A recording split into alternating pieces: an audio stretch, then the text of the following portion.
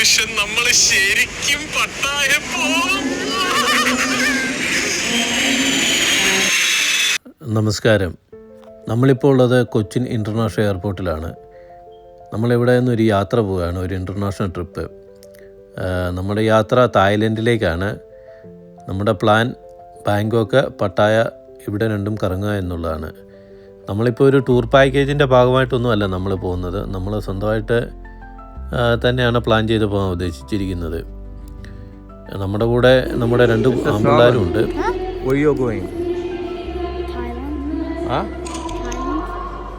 Hello സാറേ, say hi. What do you say? Where you are going? Thailand. Good. നമ്മൾ കൊച്ചിയിൽ നിന്നുള്ള രാത്രി 11:10 ഡയറക്റ്റ് ഫ്ലൈറ്റാണ് ബാങ്കോക്കിലോട്ടുള്ളത്, എയർ ഏഷ്യയുടെ. അതിലാണ് നമ്മൾ പോകുന്നത്. നമ്മൾ ഈ യാത്ര ചെയ്തിരിക്കുന്നത് സെപ്റ്റംബർ മാസമാണ്. നമ്മൾ യാത്ര ചെയ്യുന്ന സമയത്ത് ഇന്ത്യൻസിന് വിസ ഓൺ അറൈവലാണ്. നമ്മൾ യാത്ര ചെയ്യുന്നതിന് 72 hours മുമ്പ് നമുക്ക് TDAC ഫോം എന്ന് പറഞ്ഞൊരു ഫോമുണ്ട്. അത് ഓൺലൈനിൽ ഫില്ല് ചെയ്തിട്ട് പോകാവുന്നതാണ്. ഇതിന് ഫീസോ കാര്യങ്ങളോ ഒന്നും തന്നെ ഇല്ല.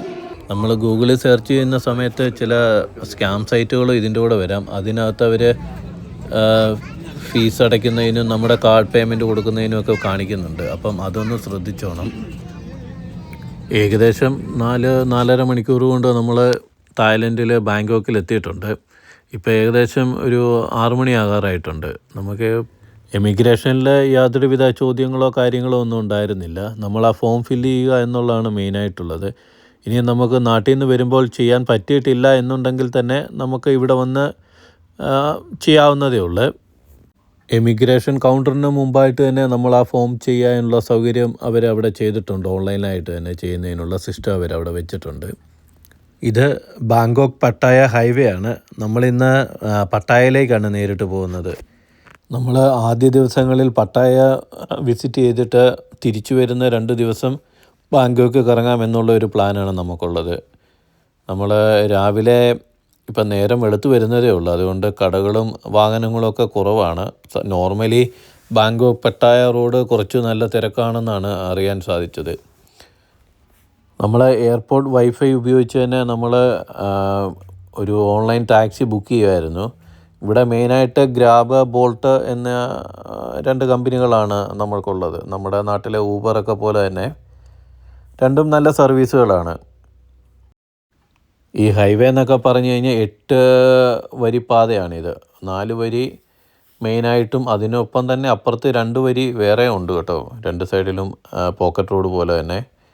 നല്ല ഇവിടുത്തെ സ്പീഡ് ലിമിറ്റ് എന്ന് പറയുന്നത് 120 കാണിക്കുന്നത്.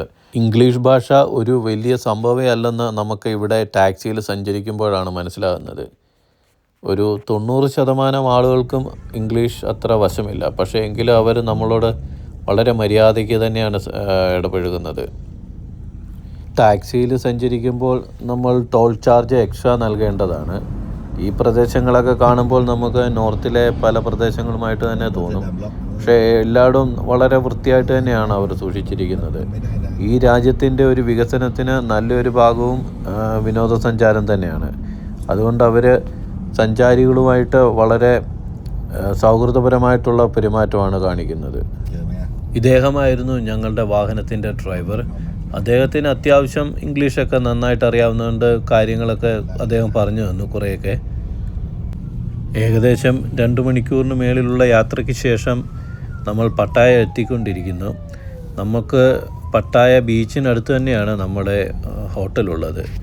സാധാരണ ടൂർ പാക്കേജുകളൊക്കെ ആയിട്ട് പോകുമ്പോൾ അവർ ചെക്ക് ഇൻ ടൈം നമുക്ക് ഉച്ചയ്ക്ക് 3 മണിക്കായിരിക്കും ഇവിടുത്തെ ഹോട്ടലിലൊക്കെ. നമ്മൾ പിള്ളേരുമൊക്കെ ആയതുകൊണ്ട് പോകുന്നത് കൊണ്ട് നമ്മൾ ഒരു ദിവസം എക്സ്ട്രാ എടുത്തിട്ടുണ്ട്. അപ്പം നമുക്ക് നേരിട്ട് ചെന്ന് ഹോട്ടലിൽ ചെക്ക് ഇൻ ചെയ്യാൻ സാധിക്കും. അതിപ്പം നമുക്ക് രാവിലെ 9 മണി 10 മണിയൊക്കെ ആവുന്നതേ ഉള്ളൂ. അപ്പോൾ നമുക്ക് നേരിട്ട് ചെന്ന് നമുക്ക് ചെക്ക് ഇൻ ചെയ്ത് നമ്മൾ ബ്രേക്ക്ഫാസ്റ്റ് കൂട്ടിയാണ് ഹോട്ടൽ ബുക്ക് ചെയ്തിരിക്കുന്നത്. ഇതാണ് പട്ടായ ബീച്ച്. ഇവിടെ നമുക്ക് വലിയ ബോർഡ് കാണുന്നില്ലേ? ഇതിൻ്റെ തൊട്ടിപ്പുറത്ത് തന്നെയാണ് ഞാൻ ബുക്ക് ചെയ്തിരിക്കുന്ന ഹോട്ടലുള്ളത്. ഈ ഹോട്ടലിൻ്റെ ബുക്ക് ചെയ്തതും ഈ ഹോട്ടലിൻ്റെ ഫുൾ ഡീറ്റെയിൽസ് ഞാനൊരു വീഡിയോ ആയിട്ട് പിന്നീടൊരു ഇതിൽ ചെയ്യാം. നമ്മളിത് അഗോഡ വഴിയാണ് ഈ ഹോട്ടൽ ബുക്ക് ചെയ്തിരിക്കുന്നത്. നിങ്ങൾ കുട്ടികളുമൊക്കെ ആയിട്ട് യാത്ര ചെയ്യുന്നവരാണെങ്കിൽ ഒരു ദിവസം കൂടുതൽ ബുക്ക് ചെയ്യുവാണെങ്കിൽ നിങ്ങൾക്ക് ഒന്ന് റെസ്റ്റ് എടുത്തിട്ട് കറങ്ങാനൊക്കെ പോകാൻ സാധിക്കും.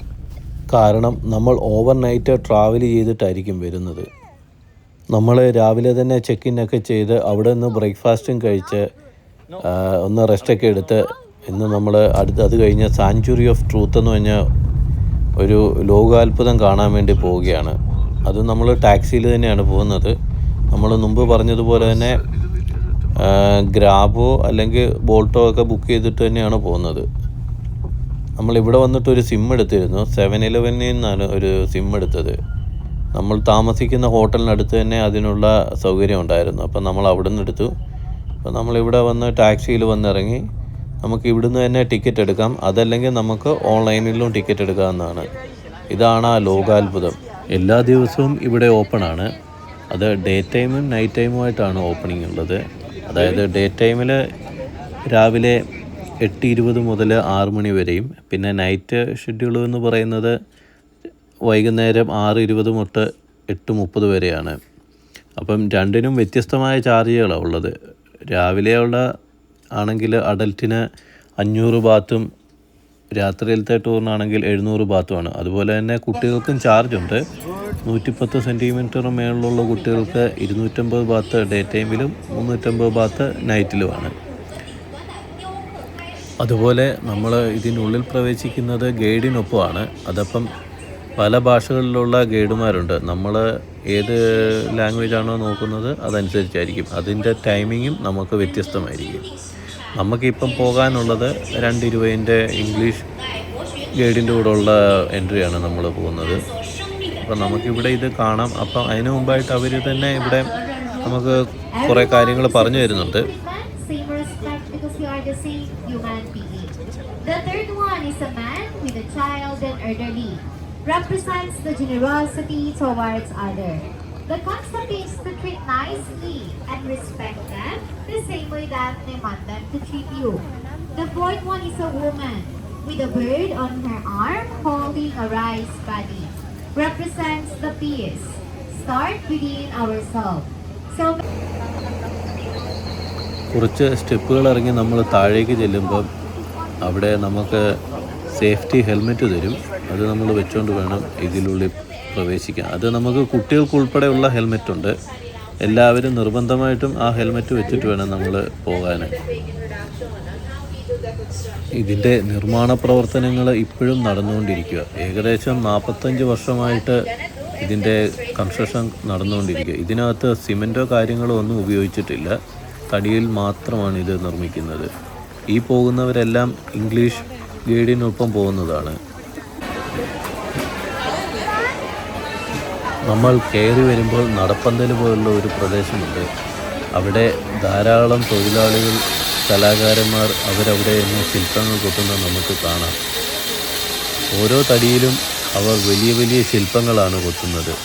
ഇവിടെ സ്ത്രീകളും പുരുഷന്മാരും എല്ലാം ജോലി ചെയ്യുന്നുണ്ട്. ഒരു തടിയുടെ 2 വശത്തും ഇരുന്നാണ് ഇവർ ഈ ശില്പങ്ങൾ കൊത്തുന്നത്. നമുക്ക് ഒരു ശില്പം 3-4 ആളുകൾ ഇരുന്ന് ചേർന്ന് കൊത്തുന്നത് നമുക്കിവിടെ കാണാൻ പറ്റുന്നുണ്ട്. ഇവരെല്ലാം എത്ര കൃത്യതയോടുകൂടിയാണ് ഈ ശില്പങ്ങൾ കൊത്തുന്നത്. ഒരാളുടെ ചെറിയ തെറ്റുകൾ വന്നു കഴിഞ്ഞാൽ തന്നെ ഈ ശില്പങ്ങളുടെ എല്ലാം രൂപം തന്നെ മാറിപ്പോകും. ഇത് വലിയൊരു ആർച്ച് പോലുള്ള എന്തോ ഒരെണ്ണമാണ്. ഇത് ഒരൊറ്റ ശില്പമായിട്ടാണ് ഇരിക്കുന്നത്. കണ്ടോ, ധാരാളം ടൂറിസ്റ്റുകൾ നടന്നു പോകുന്നു. എന്നാൽ പലരും അവരവരുടെ ജോലികളിൽ മാത്രം മുഴുകിയിരിക്കുന്നു. അവരൊന്നും ഇതൊന്നും ശ്രദ്ധിക്കുന്നതേയില്ല. നമ്മുടെ ഗൈഡ് നമ്മൾ ഓരോ ഭാഗത്തും ചെല്ലുമ്പോൾ അതെല്ലാം വിശദമായി തന്നെ പറഞ്ഞു തരുന്നുണ്ട്.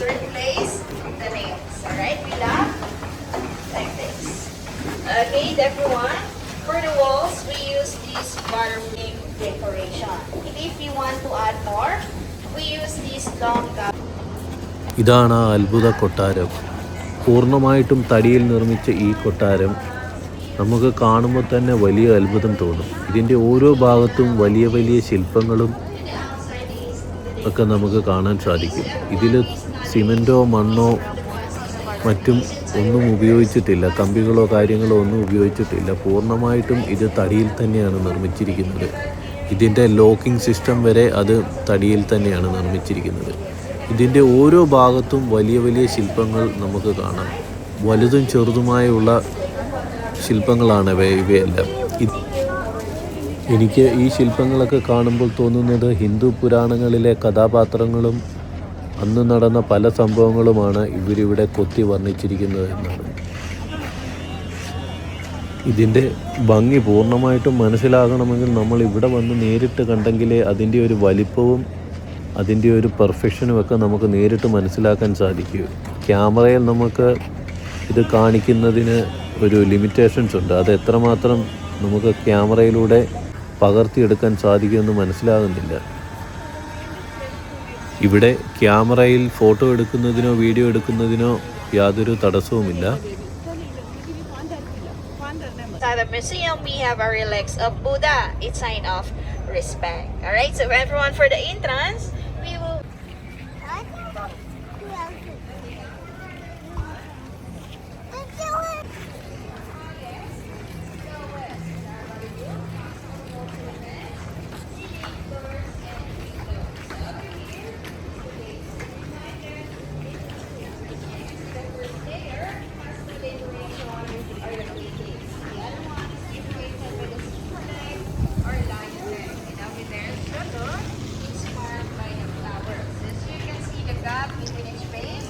That is the Thai traditional culture. They create that culture to connect with peacefully together.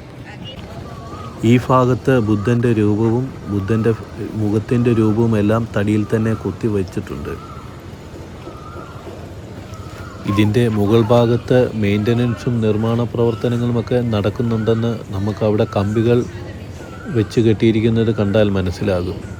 ഇതിൻ്റെ റൂഫൊക്കെ പൂർണ്ണമായിട്ടും തടിയിൽ തന്നെയാണ് നിർമ്മിച്ചിരിക്കുന്നത്. ഈ ശില്പങ്ങളൊക്കെ കാണുമ്പോൾ ഇത്രയും വലിയ ശില്പങ്ങൾ എങ്ങനെയാണ് ഇവിടെ ഇങ്ങനെ വെച്ചിരിക്കുന്നതെന്ന് തന്നെ നമുക്ക് അത്ഭുതം തോന്നും. തടിയിൽ പൂർണ്ണമായും നിർമ്മിച്ചിരിക്കുന്ന ഈ കൊട്ടാരം ഒരു അത്ഭുതം തന്നെയാണ്. പട്ടായയിലെ സത്യത്തിൻ്റെ സങ്കേതം എന്നുകൂടി സാങ്ച്വറി ഓഫ് ട്രൂത്ത് അറിയപ്പെടുന്നുണ്ട്.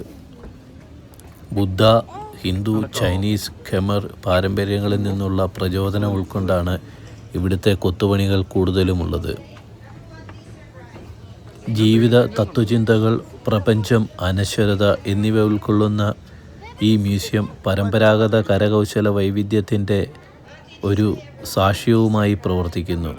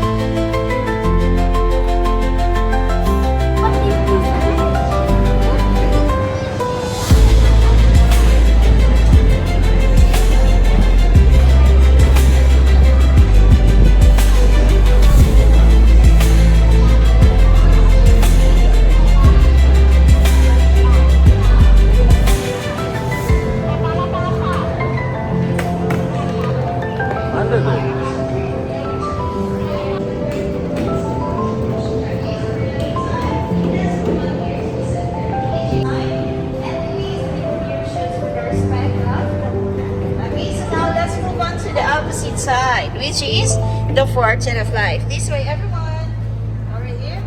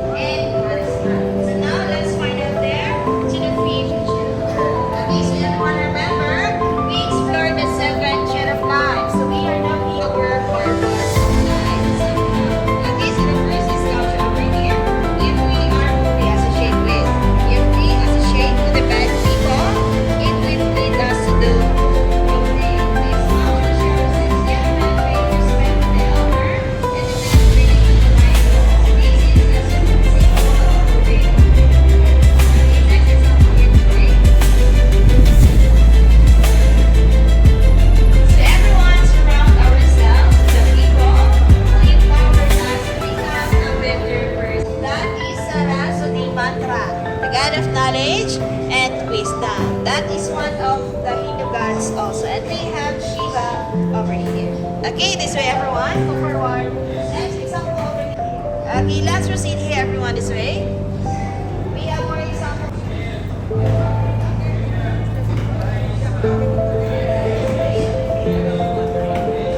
Пророки для разума не смог избрать людей, но он после себя оставил философию.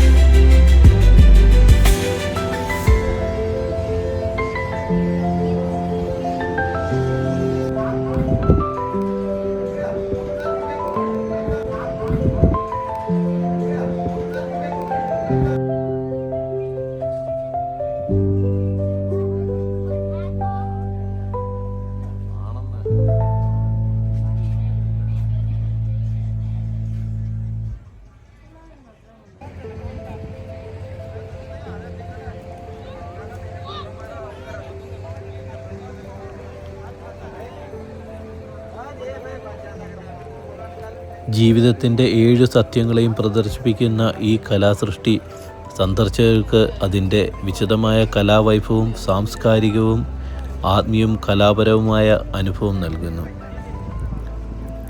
പട്ടായ സന്ദർശിക്കുമ്പോൾ തീർച്ചയായും കണ്ടിരിക്കേണ്ട ഒരു നിർമ്മിതി കൂടിയാണിത്.